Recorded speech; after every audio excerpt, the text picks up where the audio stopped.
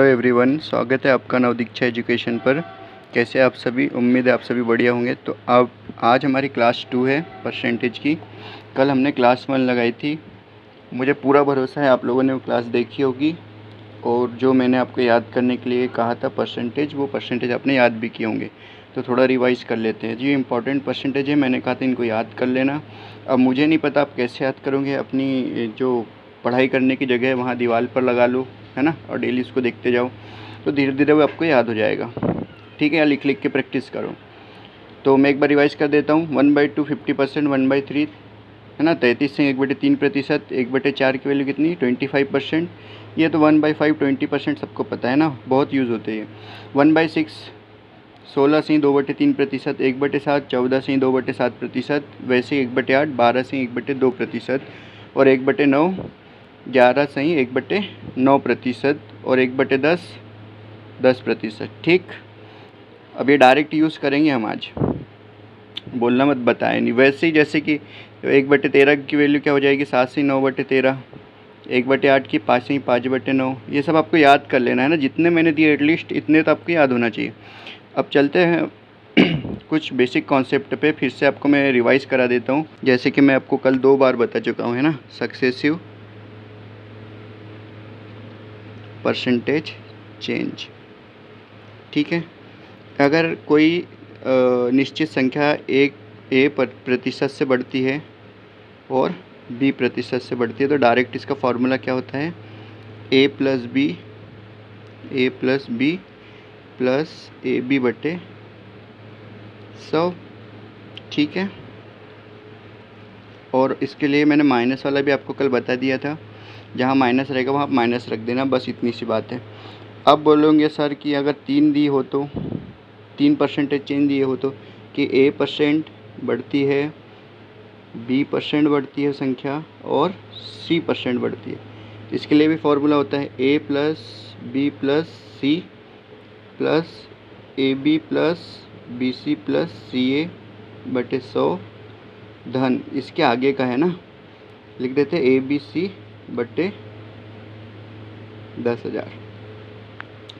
ठीक, ये फार्मूला हो गया। अब क्वेश्चन सॉल्व करेंगे हम 2 तरीके से, है ना। क्वेश्चन कितने तरीके से सॉल्व करेंगे हम? 2 तरीके से। एक तो हम ये सक्सेसिव चेंज वाला फार्मूला लगाएंगे, और एक तो हम करेंगे रेशो मेथड से। एक तो ये होगी, दूसरा होगा रेशो मेथड। ठीक, अब मैं आपको एक क्वेश्चन बोलता हूँ कि मान लो ये 10% बढ़ जाता है और ये 20% बढ़ जाता है। ठीक है, 10% चेंज हुआ और 20% चेंज हुआ। पहले मैं इसको सक्सेसिव से बता देता हूँ आपको। अब इसको सक्सेसिव, एक सेकेंड, सक्सेसिव परसेंटेज चेंज से आप कैसे करेंगे, है ना। अरे यार देख लो ना, इससे समझ जाना। ठीक, तो 10 A प्लस बी था, फॉर्मूला लिख दूँ, A plus B plus A B बटे 100। तो A क्या है हमारे पास 10, B क्या है हमारे पास 20, और 10 गुणित 20 A into B, okay, upon 100, यही होगा। 1 0 से 1 0 और ये 1 0 से 1 0 कट गया। ठीक, तो यहाँ पर हो जाएगा 30 धन कितना बचा है, 2 एकम 2, तो आगे कितना 32। अब इसी क्वेश्चन को हम रेशो मेथड से भी कर सकते हैं, है ना। 32% चेंज, ओवरऑल परसेंटेज कितना हुआ 32। ठीक, अब अगर हम इसको रेशो मेथड से करेंगे, रेशो मेथड से कि ओवरऑल कितना चेंज हो, वही क्वेश्चन 10% इंक्रीज 20% इंक्रीज। तो इनकी फ्रैक्शन वैल्यू आपको पता है ना, अभी मैंने जस्ट बताई आपको, पहले रिवाइज भी कराया। 1/10, इसकी फ्रैक्शन वैल्यू 1/5। तो क्या बोल रहा है, 10 से कितनी हो जा रही है, एक ज़्यादा हो रहा है ना, अधिक, मतलब 10 से कितना 11, रेशो में 10 से कितना हो गया ये 11, और 5 से कितना हो गया, 5 से हो गया ये 6। ओके, ठीक, अब इनका मल्टीप्लाई कर दो, 5 दाम 50 और 11 छिंग 66। ठीक है, तो अब मुझे बताओ कितना चेंज हुआ इसमें। इसको क्या आप है ना सरल भी कर सकते हो, चाहो तो इसको सरल कर लो, इसको काट दो, 2 दूनी 4, 2 पंचे 10, 2 तिया 6, 2 तिया 6। ठीक है, 25 और 33 आ गया। अब ये कटेगा नहीं, तो इसको इस साइड करते हैं। हाँ, अब मुझे बताओ 25 से ये कितना बड़ा, 8 बड़ा, बटे में कितना 25 और गुणित में कितना 100। तो 25 चौक 100, ये परसेंटेज निकालने के लिए 100 से मल्टीप्लाई किया ना। अरे मुझे ये बताओ भाई, इन दोनों के बीच में डिफरेंस कितना है, कितने का डिफरेंस इन दोनों के बीच में, 8 का है ना।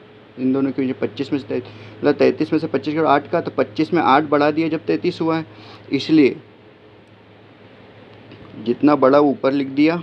और कितने में से बड़ा, 25 से बड़ा है, तो 25 चौक 100 और 8 चौक 32। मैंने पहले ही बताया था जिससे कंपेयर करेंगे उसको हम अपॉन में लिखेंगे, तो ये भी आ गया 32% ओवरऑल, है ना। तो दो मेथड हो गई हमारे पास, एक तो हो गई सक्सेसिव और एक हो गई हमारे पास रेशो मेथड। तो आप बोलोगे कि सर हम सक्सेसिव और रेशो मेथड कहाँ कहाँ यूज़ करेंगे, है ना, कब कौन सी मेथड यूज़ करना है। हाँ, तो सक्सेसिव मेथड हम कहाँ यूज़ करेंगे, सक्सेसिव परसेंटेज चेंज हम यूज़ करेंगे जब हमको दिए हो परसेंट इस टाइप से नंबर में 1%, 2%, 3%, जिसकी हमको फ्रैक्शन वैल्यू पता नहीं है, ठीक है। और रेशो मेथड हम कहाँ लगाएंगे, जैसे कि हमको दिया हो 10%, 20%, या तो हमको दिया हो 16 से ही 2/3%, है ना, या तो हमको दिया हो 33 से 1/3%, जिनकी हमको फ्रैक्शन वैल्यू याद है। यहाँ पर हम रेशो से करेंगे तो आसानी से हो जाएगा, अदरवाइज़ हमको सक्सेसिव लगाना है, ठीक। ओके, तो नेक्स्ट चलते आगे।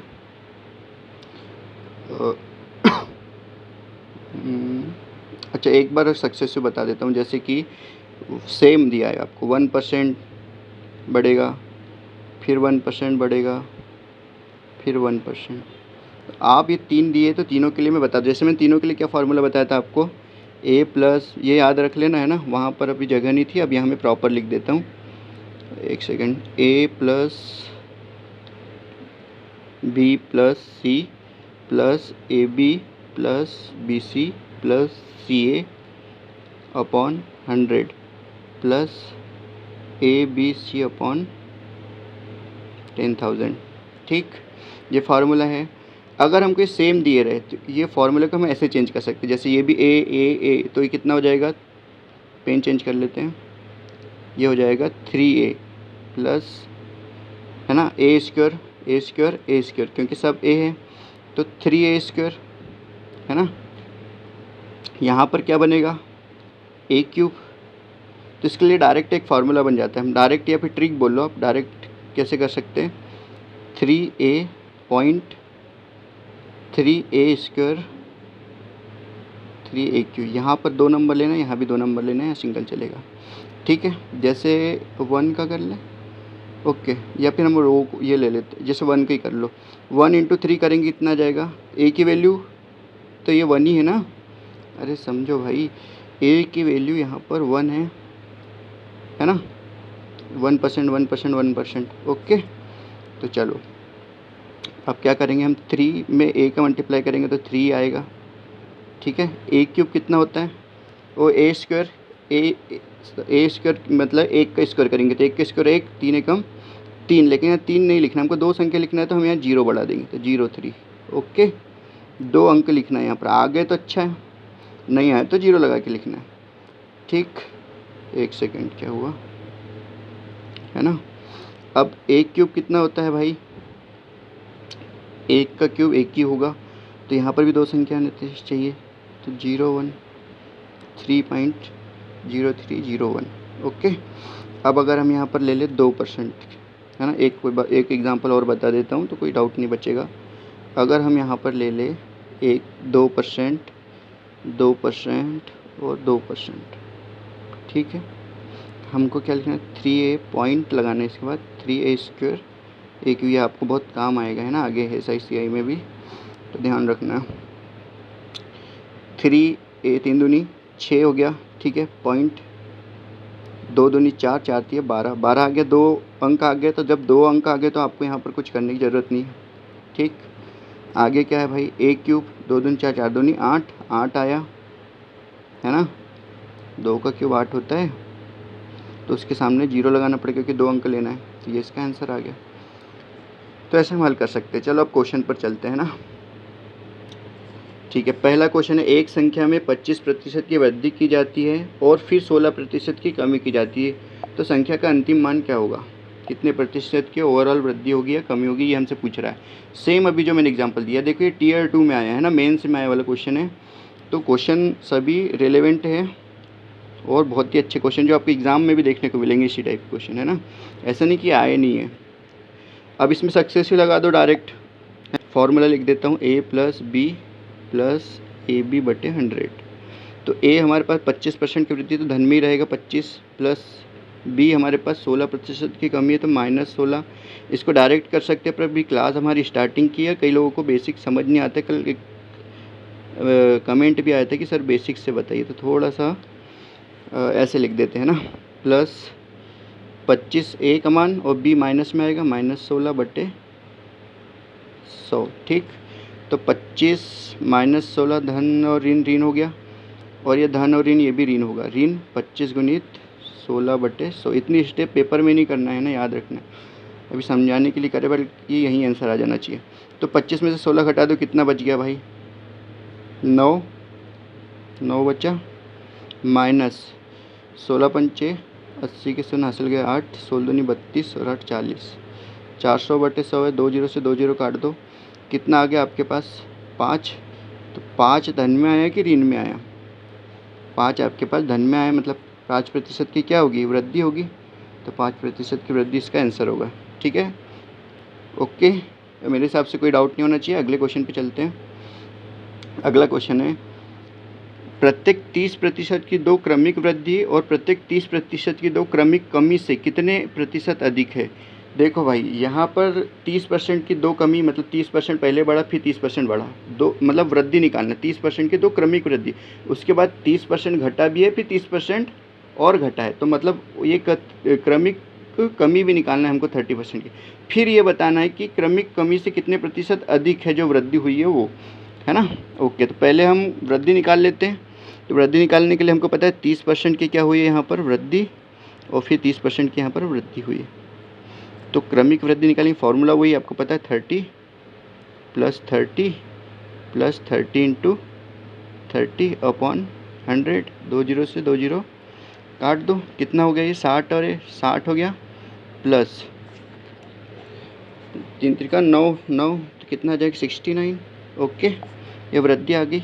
अब हम, ये वृद्धि हो गई, कमी निकालो। ओके, ये साइन से तो समझ ही जाते हो ना आप, तो लिखने की ज़रूरत नहीं है। 30% की 2 क्रमिक कमी, ठीक, नीचे के साइन में मतलब कमी है ना, ठीक है। तो -30 लेंगे, है ना, और -30, और यहाँ पर प्लस रहेगा, -30 × -30/100, यही होगा। ऋण ऋण का धन हो जाएगा, तो यहाँ पर धन रहेगा भाई, ये दोनों जुड़ जाएंगे, है ना, ऋण और ऋण जुड़ते हैं तो कितना हो गया? 30 और 30 60, एक सेकंड पेन, 30 और 30 हो गया 60, ठीक, माइनस में, लेकिन -60, ऋण ऋण का धन तो हो ही गया था, प्लस ये 900 आ जाएगा, 30 × 30/100, 1 0 से 1 0, 1 0 से 1 0, तो कितना आ गया भैया? ऋण 51, 60 में से 9 हो गया, ऋण 60 में से 9 हो गया, तो और ऋण मतलब तो यहाँ पर साइन ये बता रहा है कि कमी हो रही है ना, साइन क्या बता रहा है? कमी हो रही है, ठीक है, साइन से कुछ इतना लेना देना नहीं है आपको, भाई इतना बता रहे कि कमी हो रही, तो क्रमिक कमी, तो हमको ये बोला है। अब यहाँ पर बेस क्या बनेगा, ये ध्यान रखो, बेस क्या बनेगा भाई? एक सेकेंड, यहाँ पर क्या बोला है? 2 क्रमिक, प्रत्येक 30% की 2 क्रमिक कमी से कितने प्रतिशत अधिक है, तो कमी से कितने प्रतिशत अधिक है बताना है। तो कमी कितना है? 51, है ना, तो 51 से कंपेयर करा तो 51 नीचे आएगा, कितना अधिक है 51 से? ये तो भाई 18 अधिक है ना, 69, 51 से 69 कितना अधिक है? तो ये 18 अधिक है। अरे यार, 18 अधिक है, तो यहाँ पर कितना आ जाएगा? 18। अब परसेंटेज में निकालना है तो गुणित 100। देखो कितना बेहतरीन क्वेश्चन, एक ही सवाल में 2 तरीके से दे दिया, तो आपको तो पूरा डाउट ही क्लियर हो जाना चाहिए, इसलिए क्वेश्चन को ये इसके बाद रखा है ना। ओके, तो 1800 में हाँ, एक सेकंड, 1800 में आपको भाग देना है 51 का, दे दो, दशमलव में आ रहा है वैसे भी आंसर, तो 3 बार में होगा 153, है ना, तो बचा कितना? 27, तो 5 टाइम है ना 35, तो देखो यहाँ पर ऑप्शन एलिमिनेट, पहले तो हमारा 3 बार में गया था, तो ये 2 ऑप्शन तो वैसे एलिमिनेट हो गए। ये भी आपको सीखना है साथ ही साथ, है ना। और ये 2 क्वेश्चन, एक ए और एक बी, 2 ऑप्शन बचे हमारे पास। तो यहाँ पर 35 आ गया, तो आगे सॉल्व करने की आवश्यकता है ही नहीं। 29%, ये आपका एग्ज़ाम में टाइम बचाएगा, तो ये आपका आंसर। ओके, ठीक है, डन। नेक्स्ट क्वेश्चन पे चलते हैं। अगला क्वेश्चन है, पहले महीने में मोहन की आय में 30% की वृद्धि होती है, दूसरे महीने में उसकी आय 30% घट जाती है। देखो मैंने आपको बताया था सक्सेसिव लगाएंगे या तो हम रेशो मेथड से कर देंगे। ये क्वेश्चन मैं आपको दोनों मेथड से बताता हूँ, जिससे कि क्या होगा, आपका डाउट और अच्छे से क्लियर हो जाएगा। ठीक, यहाँ 30% की क्या हो रही है, यहाँ 30% की वृद्धि और 30% की कमी। ठीक, तो 30 माइनस 30, अब यहाँ प्लस माइनस माइनस से आएगा, 30 × 30। ये मैं आपको पहले बता चुका हूँ, बार बार लिखने की आवश्यकता नहीं है। ठीक, तो 2 0 से 2 0 कट गया, कितना हो गया भाई यहाँ पर 0 -9, है ना। तो ऋण 9 आएगा आंसर। तो ऋण 9 मतलब क्या हुआ, ऋण साइन क्या बता रहा है, कमी को बता रहा है, कमी होगी ना 9% की, 9% की क्या आ गई यहाँ पर, कमी। ठीक है, अब अगर हम इसको रेशो मेथड से करें, तो जैसे मैं रेशो मेथड से बताता हूँ आपको। ठीक है, तो इसको रेशो मेथड से भी कर लेते हैं ना। तो 30% की आपको निकालना पड़ेगा फ्रैक्शन वैल्यू। पहले 30% इंक्रीज़ करना है, 30% क्या करना है, डिक्रीज़ भी करना है। वैसे तो इसको रेशो से ना करो तो ही अच्छा है ना, पर मैं आपको समझाने के लिए बता देता हूँ। तो 30% की फ्रैक्शन वैल्यू क्या होगी भाई, 30% की फ्रैक्शन वैल्यू होगी 30/100, तो काट दो, 3/10 होगी, है ना। मतलब 10 से कितना हो जा रहा है, ये 13, बढ़ेगा तो 10 से 13 और घटेगा तो 10 में से 3 घटा दो, कितना हो जाएगा 7। 10 × 10 कितना हो गया यहाँ पर 100। ठीक, हाँ 100, 13 7 91। तो मेरे भाई यहाँ पर 100 में वृद्धि हो रही है कि कमी हो रही थी, यहाँ कमी हो रही है ना। कितने की कमी हो रही है, 9 की कमी हो रही है, तो 9% की कमी, ये भी आ गया सर। तो आप समझ में आए कि रेशो भी से भी कर सकते हैं, सक्सेसिव से भी कर सकते हैं, बट हमको पता होना चाहिए कि सक्सेसिव का कहाँ यूज़ करना है और रेशो मेथड का कहाँ यूज़ करना है, ये मैं आपको बता चुका हूँ। ओके, तो अब नेक्स्ट क्वेश्चन पे चलते हैं। हमारा नेक्स्ट क्वेश्चन है, सलील का वेतन पहले 15% घटाया गया और बाद में 10% बढ़ा दिया गया। इसका अंतिम वेतन उसके शुरुआती वेतन की तुलना में कितने प्रतिशत कम था, है ना। सलील का वेतन पहले 15% घटाया गया, बाद में 10% बढ़ा दिया गया। उसका अंतिम वेतन उसके शुरुआती वेतन की तुलना में कितने प्रतिशत कम था। ठीक है, तो पहले उसका 15% बढ़ाया, फिर 15% घटाया, है ना, और 10% बढ़ा दिया। -15 × 10/100। अभी तक तो ये फॉर्मूला समझ में आ ही गया होगा आपको। अब ये ध्यान से देखो, NTPC ग्रेजुएशन लेवल 1 5/6/2025, अभी 2-3 महीने पहले की बात है ना, लेटेस्ट क्वेश्चन। तो हमारी सीट की यही खूबी है कि इसमें नए क्वेश्चन भी आपको मिलेंगे प्रॉपर, और ऐसे कोई क्वेश्चन नहीं मिलेगा जो इरेलेवेंट हो आपके एग्ज़ाम से। 0 से 0 कैंसिल हो गया, 5 3 15, 5 दूनी 10, और यहाँ पर कितना आ गया भैया, ऋण 5 ऋण 3/2। ठीक है, तो ऋण कितना हो जाएगा, 3/2 का मान क्या हो जाएगा, ऋण 5 ऋण 2 एकम 2 2 पंचे 10, तो ऋण 6.5%। अब कमी होगी तो कम, ऋण का चिन्ह ही आपको बता रहा है कि ये कम है, तो कितना आंसर है, 6.5। ओके, नेक्स्ट क्वेश्चन पे चलते हैं। यदि कीमत में 25% की कमी की जाती है तो खपत में कितने प्रतिशत की वृद्धि की जानी चाहिए ताकि व्यय अपरिवर्तित रहे। अब यहाँ से नया कॉन्सेप्ट स्टार्ट होता है भाई, है ना। तो जब भी आप देखो मार्केट जाते हो भाई, एक एग्जांपल देता हूँ मैं। जैसे आप मार्केट गए या फिर एक दुकान पर गए, आपको बिस्किट के 5 पैकेट लेना था और कीमत थी 10 रुपये, है ना। कीमत क्या थी, 10 रुपये, एक पैकेट की कीमत 10 रुपये थी, आपको 5 लेने थे। तो कितना आ गया 50। तो ये आपका एक्सपेंडिचर है ना, टोटल कितना खर्च करके आए, 50 रुपये खर्च करके आए। प्राइस कितनी थी 10, और कंजम्पशन है ना, उपभोग जिसको बोल देंगे, या फिर खपत, खपत या उपभोग बोल लो आप, जो भी चाहे वो बोल सकते हो, है ना। तो ये समझ में आया। तो ये फार्मूला बन जाएगा आपका, खर्च बराबर कीमत गुणित खपत। ठीक है, इंग्लिश में इसको लिख सकते हैं हम एक्सपेंडिचर, शॉर्ट फॉर्म में प्राइस इनटू कंजम्पशन। ठीक, ये तो एग्जांपल देने के लिए था, मैं इसको हटा देता हूँ। अब यहाँ पर ये याद रखना, जब भी ये वैल्यू अगर कांस्टेंट दी हुई है ना, तो ये दोनों एक दूसरे के क्या होंगे, रेसिप्रोकल होंगे, व्युत्क्रमानुपाती, व्युत्क्रमानुपाती होंगे, ये ध्यान रखना है। अब देखो ये क्वेश्चन में ही बोला है व्यय अपरिवर्तित रहे, मतलब कांस्टेंट है। क्या कांस्टेंट है, एक्सपेंडिचर कांस्टेंट है ना। इसका मतलब ये है अगर आप प्राइस को बढ़ाओगे तो आपका कंजम्पशन क्या होगा, कम होगा, है ना। और अगर आप अपने कंजम्पशन को बढ़ाओगे तो आपकी प्राइस कैसे होगी, कंजम्पशन को बढ़ाओगे तो प्राइस कैसे होगी, कम होगी। तो ये व्युत्क्रमानुपाती होता है ना। जैसे मान लो प्राइस आपकी, चलो क्वेश्चन से ही करते हैं, 25% की कमी की जाती है किसमें, कीमत में। तो ये प्राइस लिख दिया मैंने, यहाँ प्राइस में कितनी कमी करी जाएगी, 25% का आपको फ्रैक्शन वैल्यू पता है 1/4, है ना। तो 4 से कितना हो गया ये 3, यही हुई। अब हमको इसकी खपत में कितने प्रतिशत की वृद्धि की जानी चाहिए ताकि व्यय अपरिवर्तित रहे। तो क्वेश्चन में बोला है एक्सपेंडिचर हमारा कैसे अपरिवर्तित, मतलब कांस्टेंट है। तो जब अगर ये कांस्टेंट है तो ये व्युत्क्रमानुपाती होगी प्राइस कंजम्पशन के, तो कंजम्पशन क्या हो जाएगा हमारा 3:4, यही तो होगा व्युत्क्रमानुपाती।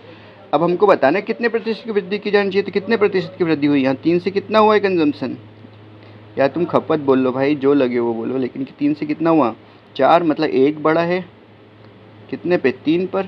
1/3 की वैल्यू आपको पता है 33 सही, 1/3 या फिर 33.33%, ये आपका आंसर।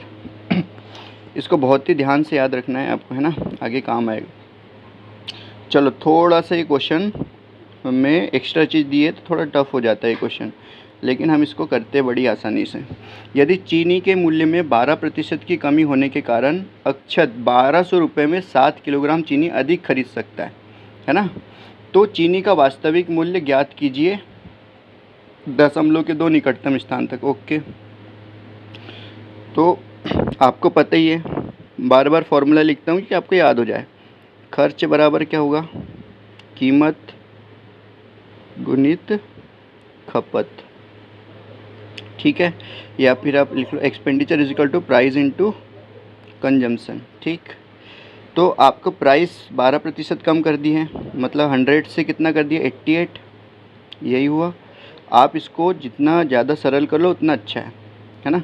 कैंसिल कर लो मैं काट देता हूँ इसको 2 से, 4 से काट दो, 25 बार, 4 दूनी 8, 4 दूनी 8, 25:22 यहाँ पर प्राइस आ गई आपकी।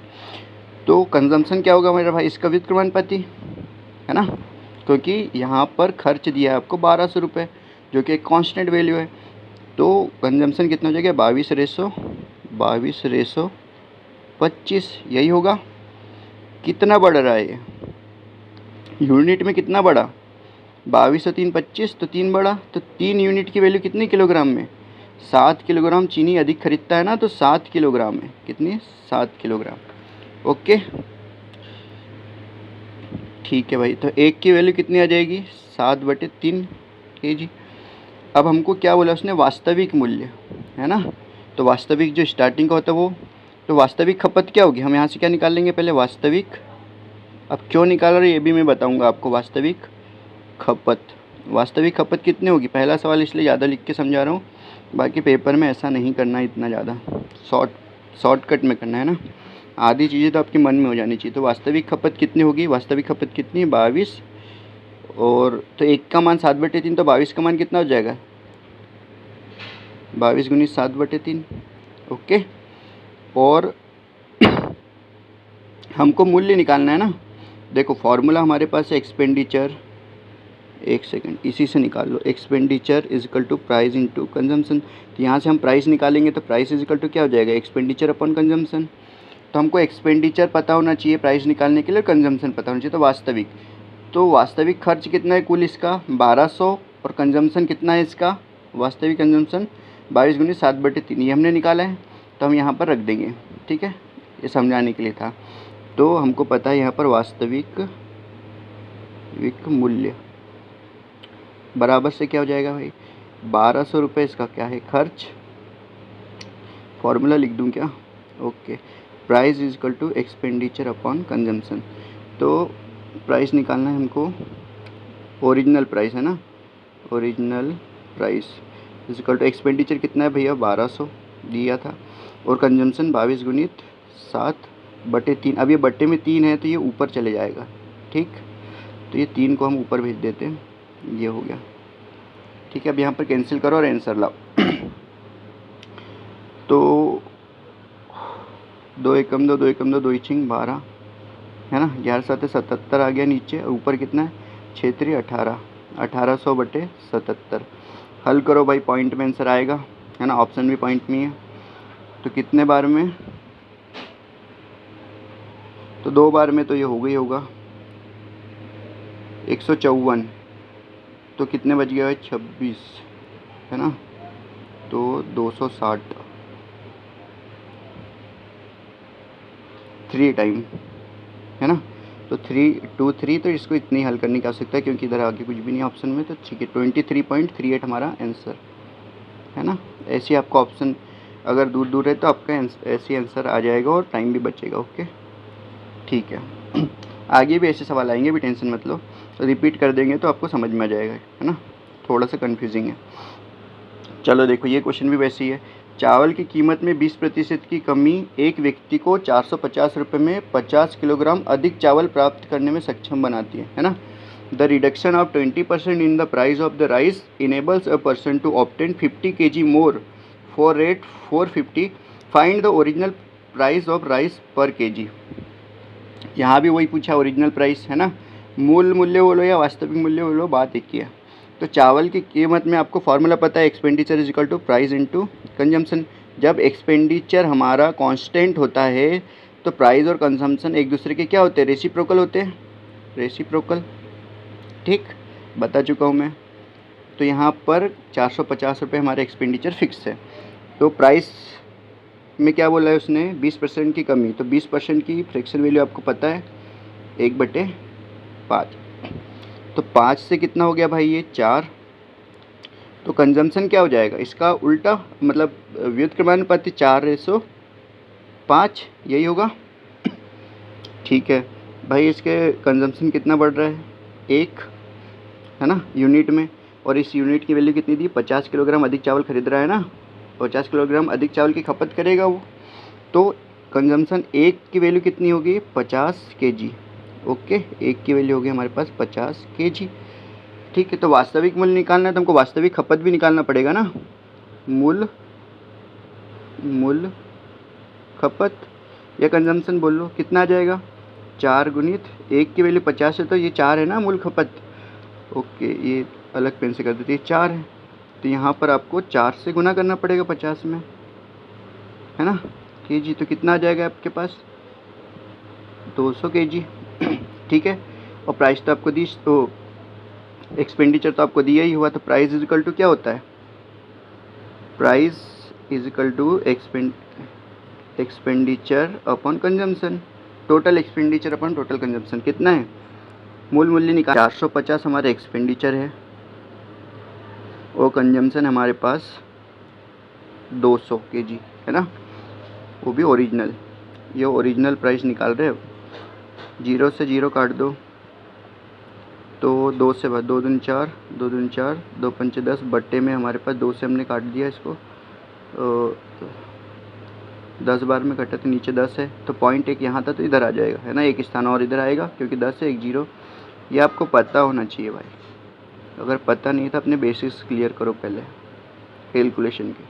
2.25 रुपये पर kg, है ना, प्रति किलो बोला था ना, रुपये पर किलोग्राम, ये आपका आंसर डी।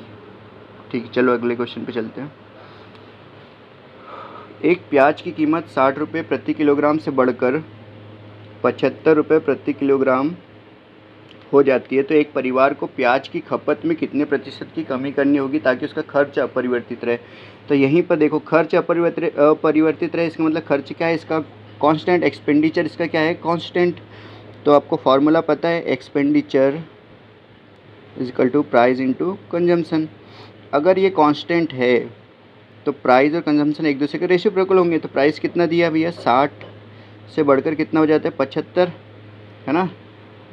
तो इसको कैंसिल कर लो किससे, 15 से, 15 चौक 60, 15 पाँचे 75। तो प्राइस आपकी आ गई 4:5, लेकिन कंजम्पशन क्या हो जाएगा इसका, रेसिप्रोकल 5:4, क्योंकि आपका एक्सपेंडिचर कांस्टेंट है। ठीक है ना। अब ये बताओ कितना कम हुआ, पूछे भी आपको कमी है खपत में कितनी कमी हुई, यूनिट में 1 की। ठीक है, परसेंटेज में बताना है। तो 5 में 1 की कमी हुई, मतलब कितनी, 20% की कमी हुई, है ना। परसेंट निकालने के लिए 100 को गुना करेंगे तो 20% इसका क्या आएगा आंसर, ये C option. Okay, I hope आपको समझ में आया हो। नहीं आया हो तो कमेंट में बता देना कौन सा क्वेश्चन समझ नहीं आया, फिर से रिपीट कर देंगे कल। अगला क्वेश्चन, चीनी की कीमत में, ये कीमत है ना, कीमत में 20% की कमी होने पर एक क्रेता को 160 रुपये में 4 किलो चीनी अधिक मिलती है, प्रति किलो चीनी का मूल मूल्य ज्ञात कीजिए। ये तो सेम क्वेश्चन अभी जो मैंने करवाया, होमवर्क दे दे। चलो अभी तो स्टार्टिंग क्लास करा ही देते हैं, अब रिवीजन भी हो जाएगा आपका, और जिसको समझ अच्छे से नहीं आएगा तो और अच्छे से आ जाएगा। तो चीनी की कीमत में 20% की कमी हुई। ओके भाई, फॉर्मूला क्या है, बार बार लिख रहा हूँ, फॉर्मूला याद हो जाना चाहिए। और याद क्या, मैंने तो समझा ही दिया था आपको बिस्किट वाले एग्जाम्पल से, है ना, तो कोई इशू आना नहीं चाहिए। तो ये expenditure is equal to price into consumption. ठीक है, यहाँ पर 160 रुपये हमारे पास फिक्स है, एक्सपेंडिचर हमारा कांस्टेंट है, तो एक दूसरे के रेसिप्रोकल होंगे। ठीक है भाई, तो प्राइस बोला है उसने 20%, 20% की वैल्यू आपको पता है 1/5। कमी हो रही है तो 5 से कितना हो जाएगा, ये 5 से कितना हो जाएगा, कम हो रहा है तो 5 से हो जाएगा 4। प्राइस 5 से कितनी हो गई, 4, 5:4। तो कंजम्पशन क्या हो जाएगा भाई, 4:5, यही होगा। अब मुझे बताओ इसमें कितनी की वृद्धि हुई, यूनिट में 1 की वृद्धि, और यहाँ 4 किलोग्राम अधिक चीनी खरीदेगा, तो कंजम्पशन में कितना बोला, 4 किलो अधिक, तो 1 का मान कितना हो गया, 4 kg किलोग्राम में, और 1 यूनिट की वैल्यू 4 kg। तो हमको मूल कीमत पूछा इसने, है ना, तो मूल खपत या ओरिजिनल नल कंजम्पशन बोल दो, है ना, समझ जाना। तो क्या हो जाएगी, एक ओरिजिनल कंजम्पशन क्या है, कलर चेंज करें, 4, तो 1 की वैल्यू 4 kg है, तो 4 की वैल्यू कितनी हो जाएगी, 4 × 4 kg, तो 4 की वैल्यू कितनी होगी, 16 kg। ओके, ठीक है भैया, अब हमको निकालना क्या है, यहाँ पर चीनी का मूल मूल्य निकालना है ना, ओरिजिनल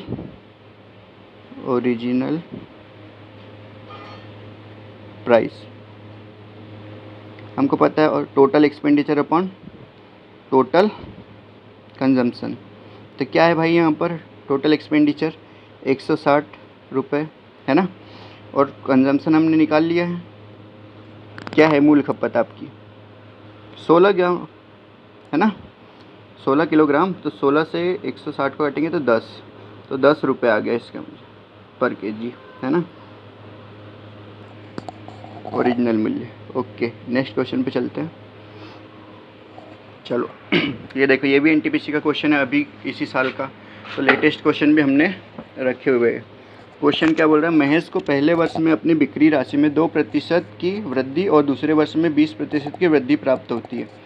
पहले वर्ष 2% की वृद्धि प्राप्त होगी, दूसरे वर्ष 20% की वृद्धि प्राप्त होगी, और इसके साथ उसकी वर्तमान बिक्री 1,90,400 है। तो 2 वर्ष पहले उसकी बिक्री क्या थी, ठीक है भाई। तो अभी हम मान लेते x, 2 वर्ष पहले उसकी बिक्री कितनी थी, 2 वर्ष पहले की मान लेंगे x थी, तो उसमें कितने की वृद्धि हुई, 2% की, मतलब 102/100, है ना। और दूसरे वर्ष में कितने की वृद्धि हुई, 20% की, तो कितने की वृद्धि होगी भाई, 120/100, है ना। यही होगा। तो कितना हो गया, 1,90,400 हो गया अभी वर्तमान में, यही कह रहा था। तो हमको 2 साल पहले का मतलब एक्स की वैल्यू निकालना है। तो इसको सॉल्व कर लो, इसको सॉल्व कर लो, आंसर आ जाएगा। ऑप्शन तो बड़े बड़े खतरनाक दिए भाई। चलो कोई नहीं, कर लेते हैं। 1 0 से 1 0 कट गया, ठीक है। और इसको कैंसिल कर दो। 17 छिंग 102, 17 एकम 17, 17 से काटते हैं ना। पहाड़े याद होने चाहिए, जैसे 100 दे के देखा वहाँ 17 का यूज़ कर सकते हैं अब, है ना। 17 एकम 17, 2 20, 17 एकम 17, 17 दूनी 34, यही होगा। 17 दूनी 34 और 2 0, ठीक है भाई। तो 1 से बराबर से क्या होगा यहाँ पर, बारछिंग 72 हो गया ना, 11200 और ये 2 3 0 इधर चले गए, ठीक। और बारछिंग 72 तो ये नीचे आ जाएगा 72, ठीक है। अब इसको डायरेक्ट भाग दे दो और तो निकल जाएगा। ऑप्शन दूर दूर, 2 ऑप्शन थोड़े नज़दीक है, बाकी तो दूरी है। तो देखो 72 से भाग दे दो, 72 एकम 72 ही होगा, है ना। कितना बचा 112 में से, तो 8 80 और 40 बचेगा। 40 बचेगा तो क्या होगा, 72 5 टाइम लेंगे, है ना। नहीं 6 टाइम में तो ज़्यादा हो जाएगा, 400 है ना। तो ओके, तो 15 अभी और एक बार हल करना पड़ेगा, ठीक है। हाँ, तो 72 पंचे 360, तो फिर 40 बच गए तो 5 आएगा। देखो 155 ऑप्शन में, हाँ ये तो पूरा हल करने की आपको ज़रूरत नहीं है ना। ये 8 था लेकिन यहाँ 5 आ रहा है, तो ये भी गया। और ये दोनों तो ऑप्शन कहीं से भी इसके नज़दीक नहीं है। तो 55 5 5 5.56। कॉम्पिटिटिव एग्ज़ाम में आपको सारे क्वेश्चन को पूरा हल करने की आवश्यकता नहीं होती है, ऑप्शन का भी यूज़ करना पड़ता है ना, जहाँ हो सके वहाँ। अब अगला क्वेश्चन देखो, ये क्वेश्चन भी बहुत आता है एग्ज़ाम में और आया वाला भी है। यदि किसी भिन्न के अंश में 140% की वृद्धि की जाए और भिन्न के हर में 20% की कमी की जाए तो परिणामी भिन्न 12/7 है। मूल भिन्न ज्ञात कीजिए। If the numerator of a fraction is increase by 140% and the denominator of the fraction is decrease by 20%, the resultant fraction is 12/7, then find the original fraction. Okay, कोई बात नहीं। अब x गुणित 240 बटे y गुणित कमी करना है ना, कितने की कमी कर दिए, फिर तो 80 आ गया बराबर 12/7, ठीक है। 0 से 0 कट गया। डायरेक्ट हमने 100% मान लिया था, है ना। ओवरऑल हमने माना 100%, तो उसमें से हम उसमें जोड़ देंगे 140, तो कितना हो गया 240। तो डायरेक्टली हम यहाँ 240 ले लेंगे, है ना। ओके, वैसे ही 80 आ गया। तो अब कैंसिल, 8 3 24, 3 चौक 12। तो x बटे वाई बराबर कितना आ गया, 4/7। देखो ऑप्शन में है क्या, 4/7 है ना। ये सी का आंसर होगा। ऐसे डायरेक्ट कर सकते हैं ना, 100 मान के। 100 में 140 बढ़ा दो, कितना हो गया 240, और 100 में से 20% की कमी कर दी तो हमने 80, ठीक है। x बटे वाई, x गुणित 240 बटे वाई गुणित 80 बराबर से हमको दिया कितना था, 12/7। अभी 8 से 24 को कैंसिल किया 3 बार में, और 0 से 0 तो कर ही दिया था, है ना। फिर 3 से 12 कट गया 4 बार में, तो कितना आ गया आपका, x बटे वाई बराबर 4/7। ओके, नेक्स्ट क्वेश्चन पे चलते हैं। तो इस तरह के क्वेश्चन आएंगे तो आपको ऐसे ही करना है ना, ठीक। नेक्स्ट क्वेश्चन, दो संख्या एक तीसरी संख्या से क्रमशः, ये क्वेश्चन भी बहुत इंपॉर्टेंट है ना, बहुत बार ये पेपर में आते भी, लेटेस्ट NTPC में भी आए ये क्वेश्चन। दो संख्या एक तीसरी संख्या से क्रमशः 17% और 50% अधिक है, ठीक है। तो 3 संख्या की बात करें, पहली संख्या, दूसरी संख्या और तीसरी संख्या, ठीक है भैया। तीसरी संख्या से बोल रहे तो तीसरी संख्या को आप मान लो 100, है ना। जिससे भी बोलेगा उसको 100 मान लेना, लास्ट वाली को तो आपका ईजी पड़ेगा। तो पहली संख्या से 17% कम है, मतलब कितना होगा भाई, 100 में 17 घटा दो, 83। ओके, 50%, 17% अधिक बोला है क्या, सॉरी अधिक बोला तो 117 और ये 150, यही आएगा। दोनों संख्याओं का अनुपात ज्ञात कीजिए, दोनों संख्याओं का अनुपात बताना। तो 117 अनुपात 150 अनुपात में आपको पता है पूरा सिंप्लीफाई करना पड़ता है। तो मुझे बता 117 और इसको कैंसिल करो। ठीक है, तो इसको कैंसिल कर दो 3 से। 3 3 9, 3 नाम 27, 3 5 15। है क्या ऑप्शन में? 39 50 है, ये बी ऑप्शन हमारा आंसर हो गया। ये बहुत ही ईजी क्वेश्चन था, है ना। ओके, नेक्स्ट क्वेश्चन पे चलते हैं। यदि वैसे की क्वेश्चन देखो, एक जैसे क्वेश्चन साथ में रखे, आपने देखा होगा हो पहले भी, मतलब जो ऊपर के क्वेश्चन करे उसमें भी ये देखा होगा कि क्वेश्चंस को साथ में रखे, एक जैसे क्वेश्चन, फिर पहले इजी क्वेश्चन फिर set of question level wise. तो आपको बहुत ज़्यादा फ़ायदा होने वाला है इन क्लासेस से। अपने दोस्तों के साथ भी शेयर करो, है ना। हम आपकी मदद करते हैं, आप हमारी मदद करो। चलो क्वेश्चन देखते हैं। यदि पहली संख्या तीसरी संख्या से 20% कम है तथा दूसरी और तीसरी संख्या का अनुपात 7:10 है, तो पहली और तीसरी संख्या का औसत दूसरी संख्या से कितने प्रतिशत अधिक है। देखो, इसमें 2-3 चीज़ एक्स्ट्रा ऐड कर दी और आपको थोड़ा सा घुमा के सवाल पूछ लिया। देखो यहाँ पर दिया रेशो में दूसरी संख्या और तीसरी संख्या, है ना, का रेशो 7:10 यही दिया है रेशो में। अब उसने बोला है कि पहली संख्या तीसरी संख्या से 20% कम है, तो तीसरी संख्या क्या है भैया आपके पास 10 यूनिट में। 20% की वैल्यू कितनी होती है? 20% की वैल्यू यहाँ लिखे क्या? 20% की वैल्यू कितनी होती है? चलो एक काम को इधर लिख देते हूँ। 20% की वैल्यू 1/5, पता ही है आपको। कमी होती है तो कितना हो जाएगा? 4/5। 10 × 4/5, तो 5 दूनी 10। कौन सा नंबर निकालना है अपने को? ये फर्स्ट नंबर। तो 4 दूनी 8, तो फर्स्ट नंबर कितना गया हमारे पास? 8। तो पहली और तीसरी संख्या का औसत, है ना, और एवरेज वाला क्या हो जाएगा? एवरेज समझ जाना, एवरेज है, औसत क्या हो जाएगा? पहली और तीसरी संख्या, पहली संख्या क्या है आपके पास? 8 और तीसरी संख्या 10। औसत निकालने के लिए 2 से भाग देते हैं, जितनी संख्या उतनी से भाग, तो 18। अभी औसत वाले चैप्टर में और अच्छे से क्लियर कर। 18/2, 2 ही नाम 18, कितना आ गया हमारे पास? 9। दूसरी संख्या से कितना प्रतिशत अधिक है? तो एवरेज 9 आ गया, एवरेज हमारे पास 9, और दूसरी संख्या क्या है हमारे पास? 7। तो कितना अधिक है दूसरी संख्या से? 2 अधिक है ना। तो किससे कंपेयर करें? सेकेंड नंबर से। 7 से 2 अधिक है, गुणित 100, तो कितना आ जाएगा? 1/7 का मान आपको पता होगा, 14 सही 2/7 होता है। 1/7 का मान होता है 14 सही 2/7, तो इसमें 2 का गुना कर दो, वही है ना ये। तो 28 सही 4/7 इसका आंसर। ऑप्शन में कन्फ्यूज़ करने के लिए ये भी दिया है ना, ध्यान रखना। ओके, नेक्स्ट क्वेश्चन पे चलते हैं। 2 वर्ष पूर्व एक छोटे से शहर की जनसंख्या 60,000 थी। पहले वर्ष इसमें 5% की वृद्धि हुई। देखो, पहले हमको 2 वर्ष पहले का दिया नहीं था, हमने माना था x। अभी हमको 2 वर्ष पहले का दे दिया है ना। पहले हमको वर्तमान का दिया था, 2 वर्ष पहले का नहीं दिया था, 2 वर्ष पहले का निकालना था। अब हमको दिया यहाँ पर 2 वर्ष पहले का, लेकिन आपको निकालना क्या है? वर्तमान में जनसंख्या कितनी है। तो 2 वर्ष पहले इसकी जनसंख्या कितनी थी भाई? एक सेकेंड, 60,000।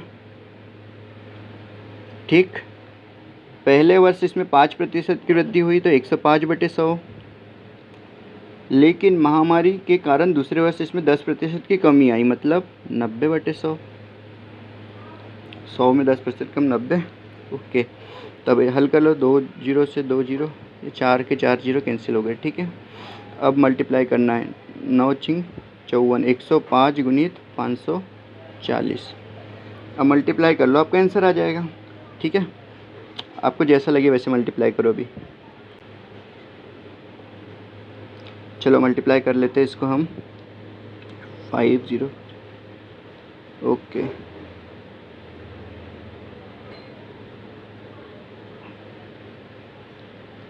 ओके, और 0 0 7 4 2 6 5 6 7 0, ये इसका आंसर है। ओके, आपको जैसा लगे आप वैसे मल्टीप्लाई कर लेना भाई, ये इसका आंसर। बाकी हम आपको कैलकुलेशन की क्लास में सिखा भी देंगे। ठीक, नेक्स्ट क्वेश्चन। एक वस्तु के मूल्य में 5% की वृद्धि करने पर उसकी बिक्री 10% घट जाती है, तो मुनाफे का निव्वल प्रभाव कितना था। तो एक और यहाँ पर क्वेश्चन बताता हूँ, वो एक और फॉर्मूला बताता हूँ आपको, है ना, सेम, कि जब भी अगर आपको राजस्व बोले, राजस्व राजस्व या फिर आप उसको बोल सकते हैं मुनाफा।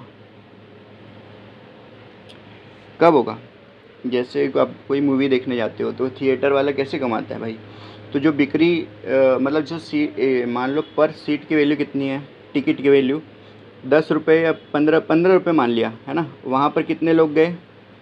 मान लो 20 लोग गए तो 300 रुपये होगा ना।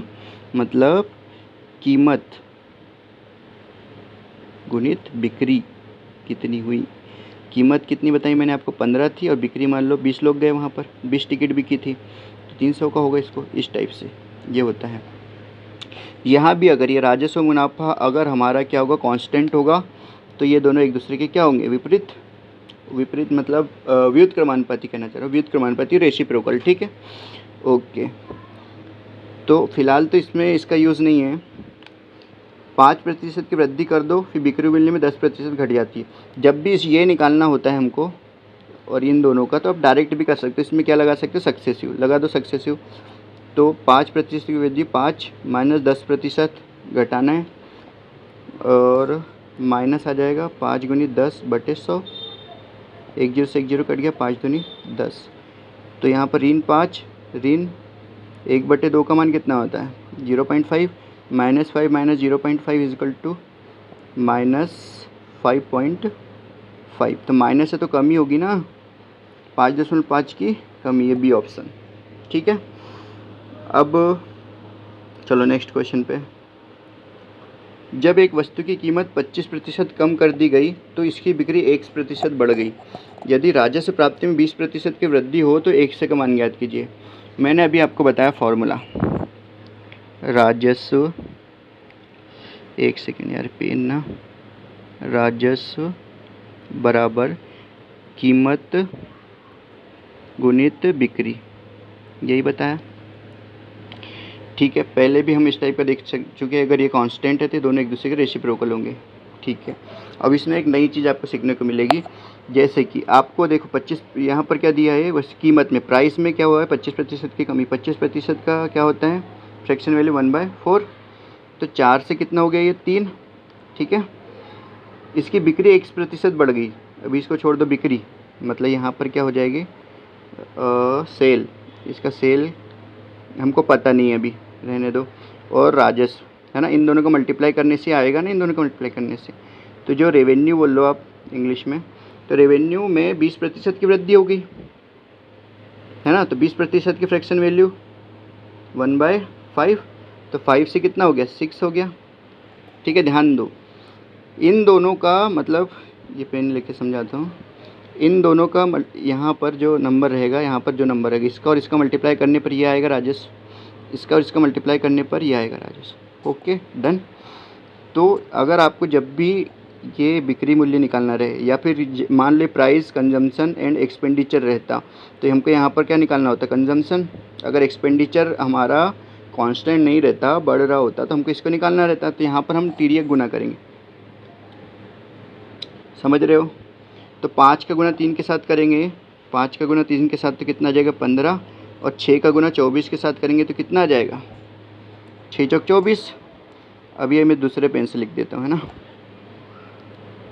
इसका गुना इसके साथ, इसका गुना इसके साथ, ध्यान रखना। तो 5 3 15 और 6 चौक 24 आ गया हमारे पास। अब यहाँ पर देखो कितना बड़ा है भाई, कितना बड़ा? 9 बड़ा है ना। तो 9 बढ़ गया यहाँ पर हमारा सेल यूनिट में। तो कितने, 1 का प्रतिशत की वैल्यू निकालना है, तो 9 कितने पे बढ़ा है? 15 पे, है ना। तो 1% बराबर 9/15 गुणित 100, यही आएगा। 5 3 15, 5 दूनी 10, 3 3 9, 3 दूनी 6। तो कितना आ गया इसका आंसर? 60%। ये होगा इसका आंसर 60%। ये है आंसर। ओके, डन, ये याद रखना। चलो अगले क्वेश्चन पे चलते हैं। यदि किसी मूवी टिकट के मूल्य में 12.5% की वृद्धि होती है और टिकट की बिक्री में 8.5 की वृद्धि होती है तो कुल आय में परिवर्तन ज्ञात कीजिए। देखो, मैंने आपको बोला था रेशो मेथड से भी कर सकते हैं और सक्सेसिव से भी कर सकते हैं, लेकिन वहाँ सक्सेसिव लगाएंगे जहाँ पर हमारे को फ्रैक्शन में वैल्यू पता ना हो, तो यहाँ पर हम एक बार काम करते हैं, डायरेक्ट हम लगा देते हैं सक्सेसिव, क्योंकि हमको कुल आय में परिवर्तन निकालना है ना, रेवेन्यू निकालना है। तो सीधे सीधे लगा दो 12.5, दोनों टाइप में वृद्धि छोड़ी ना, प्लस 8.5 धन 12.5 गुणित 8.5 बटे 100। जोड़ दो इसको, कितना आ जाएगा 21.0 प्लस इनका मल्टीप्लाई करना पड़ेगा, तो मल्टीप्लाई कर दो भाई, मल्टीप्लाई करने पर आएगा 10625, दो संख्या के बाद दशमलव बटे 100 है ना। अब ये 2 जीरो नीचे है तो ये दशमलव और 2 स्थान इधर जाएगा, इस पेन से बताया गया 2 स्थान इधर जाएगा, तो क्या हो जाएगा यहाँ पर 21.0 प्लस 1.0625 है ना, 1.062 यार, 1 मिनट है, ओके ये होगा। तो जोड़ दो भैया, तो यहाँ पर जाएगा 22.0625, तो आंसर है क्या कहीं पर 22, ये डी ऑप्शन। ओके, तो डी ऑप्शन आपका क्या हो जाएगा आंसर। आई होप आपको समझ आ रहा होगा। अब एक और बेहतरीन क्वेश्चन देखते हैं। कुल टॉफ़ियों में से ख़राब हो जाती है 1/10। कुल टॉफ़ी में से कितनी ख़राब हो जाती है 1/10। ओके, शेष का 35% एज को दिया जाता है। ओके, इसमें से बच्चा वाला मतलब 1/10 ख़राब हो जाती है, तो जो अच्छी है वो कितनी होगी 9/10 होगी ना। 1/10 ख़राब है तो अच्छी कितनी होगी 9/10। ठीक, ओके आगे पढ़ते हैं क्वेश्चन। अरे मीडिया, यदि n, अच्छा कुल टॉफ़ियों का n को दिया जाता है, यदि n 1/8 वाली टॉफ़ी ख़राब टॉफ़ियों से 10 अधिक है। ओके, या ये लाइन पर आपको फोकस करना है कि 1/8 वाली टॉफ़ियाँ ख़राब टॉफ़ियों से 10 अधिक है। हाँ, 1/8 वाली टॉफ़ी ख़राब टॉफ़ियों से, ख़राब टॉफ़ी कितनी होगी 1/, टॉफ़ी निकालना है तो कुछ भी मान लो यार, यहाँ पर एक काम करो a मान लेता हूँ मैं 1 की जगह, तो वैल्यू आ जाएगी हमारे पास a/8 और a/10, धन कितनी ज़्यादा है 10 ज़्यादा है, इसने बोला है ना 1/8 वाली टॉफ़ियाँ ख़राब टॉफ़ियों से, ख़राब टॉफ़ी 1/10 है ना, हमने a मान लिया यहाँ पर, धन 10। ओके, सॉल्व करो, a/8 बराबर से a बटे एक सेकेंड a प्लस 100/10 यही होगा है ना, एलसीएम 10 आ जाएगा, 10 का गुना इसमें जाएगा 100, ये तो पता होगा आप। चलो कैंसिल कर दो, 2 दूनी 4, 2 पंचे 10, तो 5a = 4a प्लस 400 यही होगा। तो यहाँ पर 5a में से 4a कैंसिल होगा तो कितना बचेगा a = 400। तो टॉफ़ी है ना, टॉफ़ी की बात कर रहे हैं, 400 टॉफ़ी आ गई। तो शेष का 35% है ना, 400 में से जो शेष बची कितनी बची भाई, शेष 9/10, 1/10 तो ख़राब थी, तो शेष 9/10 बची, का 35%, 35 मतलब 35/100, 35% मतलब एज को दे दिया जाता है, तो एज को कितनी दी जाएगी, इसको सॉल्व कर लो, एज को जो टॉफ़ी मिलेगी उसका आंसर अपना हमारे पास आ जाएगा। ओके, 2 जीरो से 2 जीरो कैंसिल, 2 दूनी 4, 2 पंचे 10, 5 7 35 है ना, 9 दूनी 18 और 18 गुनी 7, 18 7 ही कितना होता है 126, पहाड़ी याद कर लो बेटे। ठीक है, नेक्स्ट क्वेश्चन देखते हैं। 10 सेंटीमीटर लंबाई के एक रेखाखंड को मापते समय गलती से उसे 10.2 सेंटीमीटर नाप लिया गया, माप में प्रतिशत त्रुटि कितनी है। देखो, एक रेखाखंड को मापते समय 10 सेंटीमीटर की जगह कितना माप लिया 10.2 सेंटीमीटर, तो कितना ज़्यादा माप लिया 0.2 सेंटीमीटर है ना, 10 थी 0.2 सेंटीमीटर ज़्यादा माप लिया, 1900, ये तो हम पहली क्लास में इस टाइप के सवाल कर चुके थे, बस लैंग्वेज चेंज है। ओके, हाँ तो इसको हल कर लो, दशमलव हटा लो, नीचे 0 लगा दो, 0 ये 200 से 100 कट गया, आंसर कितना आ गया 2%। Okay done. चलो आज इतने ही सवाल करते हैं है ना, कल नए टाइप नए क्वेश्चन और इसके आगे के क्वेश्चन हम सॉल्व करेंगे। तो बहुत बहुत धन्यवाद। टेलीग्राम की लिंक डिस्क्रिप्शन में दी गई है, आप उसको ज्वाइन कर लेना। Okay, thank you.